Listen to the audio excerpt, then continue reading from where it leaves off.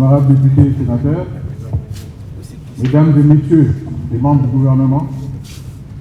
monsieur le président du conseil d'administration de l'Union africaine des télécommunications, monsieur le secrétaire général de l'Union africaine des télécommunications, monsieur le directeur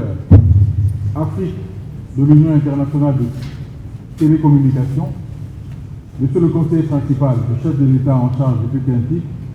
monsieur le conseiller principal de la première ministre, chef du gouvernement en charge de NTIC, monsieur le coordonnateur de l'Agence pour le développement du numérique, monsieur le président de l'autorité de régulation des postes et télécommunications du Congo, qui se trouve être monsieur le président du conseil d'administration, monsieur les experts des pays membres de l'UAT, monsieur le bourgmestre de la commune de la Gombe, chers délégués participants, distingués invités à vos titres et qualités respectifs. À l'entame de mon propos, je voudrais d'ores et déjà, au nom de son Excellence, monsieur Félix Antoine Tshisekedi Tshilombo, président de la République, chef de l'État, présenter mes remerciements à tous les États membres de l'Union africaine des télécommunications et à toutes les parties prenantes pour avoir massivement répondu à l'invitation de l'Union et avoir activement participé aux travaux de la 25e session ordinaire du conseil d'administration de l'UAT à Kinshasa, physiquement ou en ligne. Mesdames et messieurs, distingués invités, aujourd'hui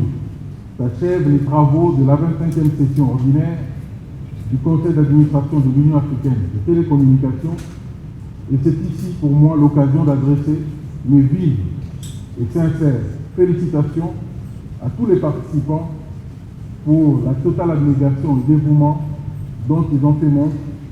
pendant ces 3 jours. J'ai la ferme conviction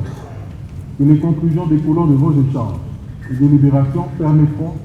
à l'Union d'atteindre ses objectifs qui permettront au continent de ne pas être spectateur, mais plutôt un acteur majeur et considérable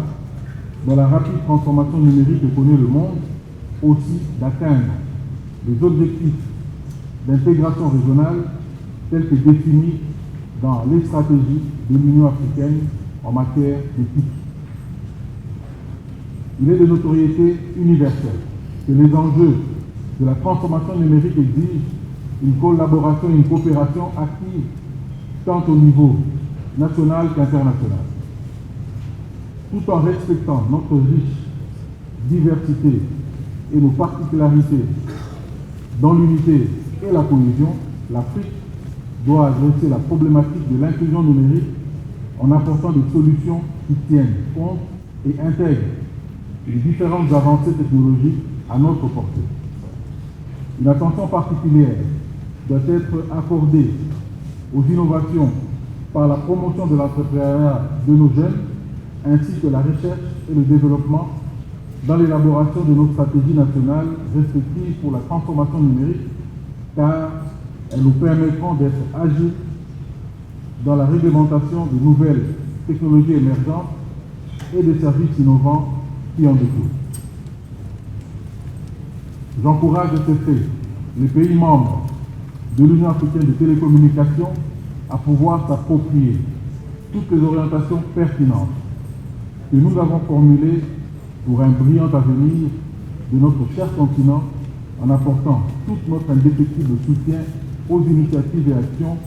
entreprises par l'UAT à travers son secrétariat. Conformément aux vœux émis par son Excellence,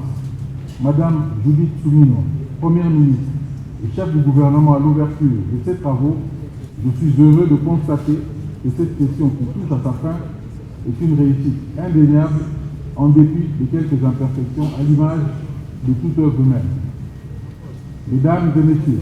distingués invités, durant ces travaux s'est révélé la nécessité d'adapter et d'harmoniser nos cadres juridiques et réglementaires afin de favoriser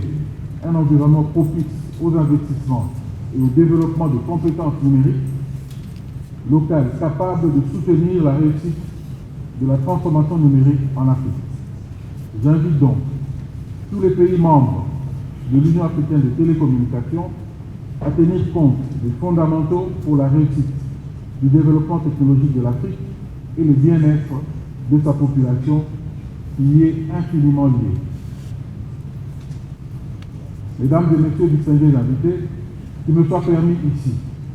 de réitérer la volonté et l'engagement ferme du gouvernement de la République démocratique du Congo à répondre intégralement à toutes les conditions édictées par l'UAT afin de parfaire le processus de rapatriement du siège de l'Union à Kinshasa. Comme cela a pu être constaté lors de vos travaux, des efforts significatifs ont été consentis par le gouvernement dans ce sens. Je renouvelle de ce fait notre pleine disposition à travailler main dans la main avec le secrétariat de l'Union africaine des télécommunications, à qui je réitère ma gratitude pour son accompagnement et son soutien sans faille. Mesdames et messieurs distingués invités, alors que vous vous préparez à retourner dans vos pays respectifs, je vous souhaite à tous et à chacun un bon retour à la maison et vous convie avant cela à profiter pleinement des différentes agréables surprises qu'offre la très colorée et hospitalière ville de Kinshasa. Je n'irai pas dans le sens commenté par le secrétaire général pour ceux qui veulent prolonger. Vous savez, le séjour, vous savez qu'il faut voir. Ainsi, je déclare